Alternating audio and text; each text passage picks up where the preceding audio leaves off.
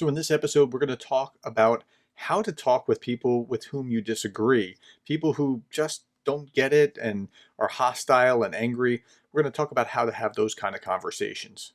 Stay tuned. You are listening to The Leadersmith, Darren Gertis.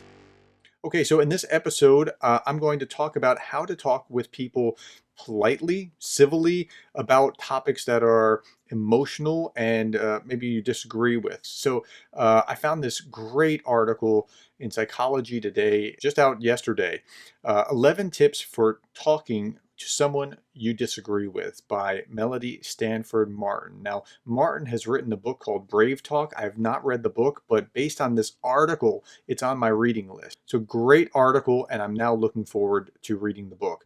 Okay, so she gives these 11 tips, and she introduces her article by saying that, talking with someone that we disagree with can create tension, that tensions can escalate very quickly and break down our ability to engage with people on the other side. And right now, our country is so divided.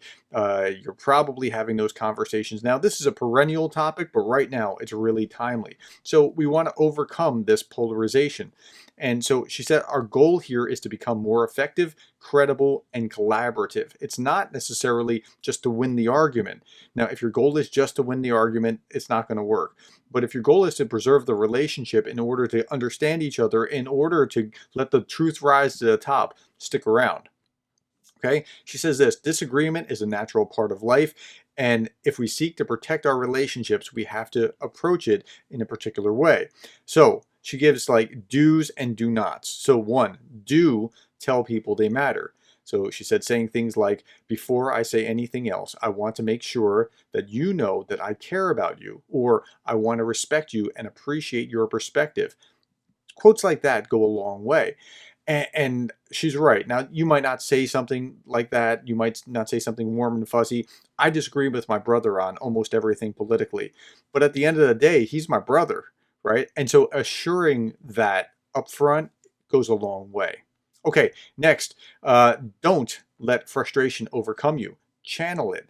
So she says that, it's tempting to just blow up. You'll have a cathartic moment. You'll feel good about yourself. Well, you will at the moment, but she says this: take a moment and remember a time when you changed your mind about something. Did that experience involve someone screaming at you or shaming you? Probably not. So think about it like that. Our goals are to protect a relationship, one, and to increase understanding. It's not just to win the argument. Number 3, do acknowledge fears under the surface. So she talks about in her book, which is a nice plug. In my book, I argue that conflict has some kind of fear at its core. And that's right. If you're angry, look for the fear driving the anger.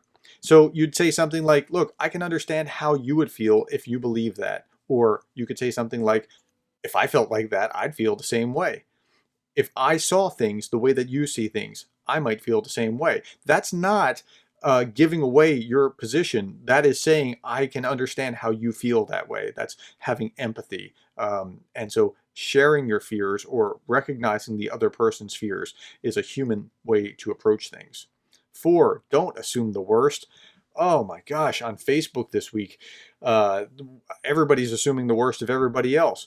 Most people want to be good. They see themselves as the good guy with the white hat, right? They don't think of themselves as the bad guy. Now, they have different visions of what the world should be like, and they want to get there in different ways, but assume the best. Say something like, I can see your intentions come from a good place, or you make a good point there. Acknowledge when they make a good point, but not to be manipulative, just to acknowledge it. Be generous with their interpretation of things rather than twist their words in order to, score a point. That's not going to, get you anywhere. Try to extend goodwill, expect the best, and the best will sometimes be returned to you. Not always, but sometimes. Give credit where credit's due, always. That's the way that you're going to have a real conversation. Number 5, do share your sources. So I have a cousin who is a conspiracy theorist, who's always sending me some crackpot said something on YouTube, and this is the way it is. Really, that's not a real source. Share with me a real source, and then we can, from common ground, start to unpack things. So if we can both accept sources that we agree to be valid, then we have some common ground from which to move. Okay, number 6, don't launch verbal grenades. If you're emotionally aggressive, you're going to destroy your opportunity to have a collaborative, useful conversation. And she lists a number of things like name calling, stupid, ignorant, crazy. I saw all those on Facebook this week. You always do this or you never do that. It's probably not the best idea if you want to have a healthy, productive conversation. If you have zingers or gotcha moments, you trap them in there. Haha, you've shown how witty you are. Yeah, but did you really get anywhere? You haven't convinced that other person.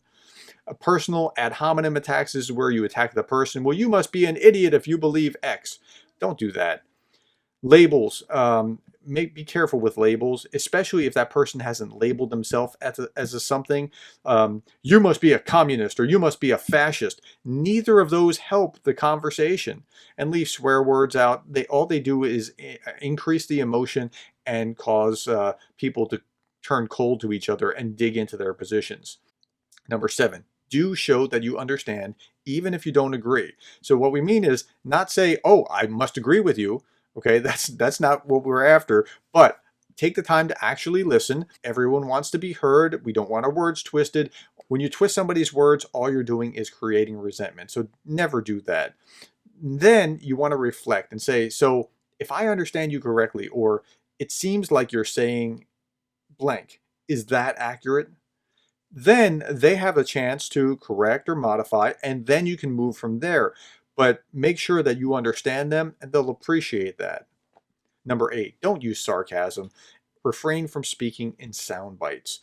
It's risky to be sarcastic because we can't hear your tone. When I say something sarcastic, you can hear the twist in my words, the twinkle in my eye auditorially, so you can kind of hear it. But in text, you can't see that. Use more direct language, be clear. And if you try to speak in sound bites or something witty, you're just going to come off like a jerk. So try not to do that. You can use humor, but she says be very careful. You can use it to lighten the mood, but it could come across the wrong way if you say it the wrong way. So just be careful.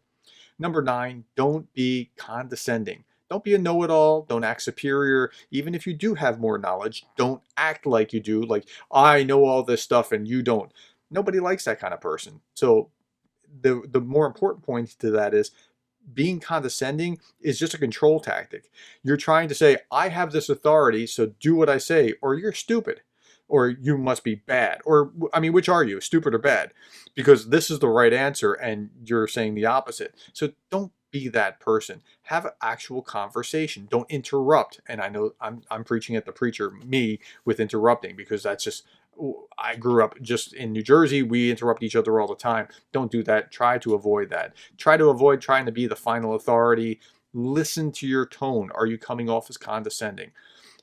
Now, what helps also is if you admit that you could possibly be wrong. Qualify. Don't say, you must be an idiot if you believe this because this never happened. Say, the way I see it, or in my experience, or what I've seen in the research, or in my opinion. Those kind of phrases will go a long way to creating an inclusive conversation where it's safe to talk to each other. Number 10, do teach and be teachable. If you are teachable, you allow yourself to be challenged. If you're teachable, you want to hear the other side's perspective. You don't just shut yourself off and listen to the sound, the echo chamber that is Facebook. If we want to teach, we need to be open to hearing others' perspectives. And then number 11 is do thank them for disagreeing. Say thank you when somebody disagrees, because if they disagree intelligently, and I find very little of this on Facebook. I find this more in a conversation where I know the person and can talk to them face to face, but I find little on Facebook. If we can disagree intelligently, it's a gift. And it's a gift because now I understand more than I understood before.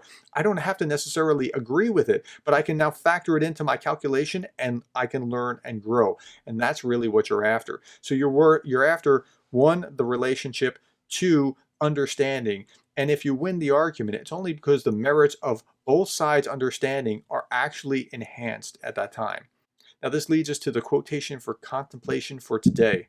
It came from the Proverbs. King Solomon said, "A brother wronged is more unyielding than a fortified city. Disputes are like the barred gates of a citadel." So don't be disagreeable. Even if you have disagreements, don't be disagreeable. think about the relationship, think about learning from the other person. And that'll go a long way to disagreeing without being disagreeable. Hey, thanks for listening to this episode. I hope that helps you become the kind of leader that you would want to follow.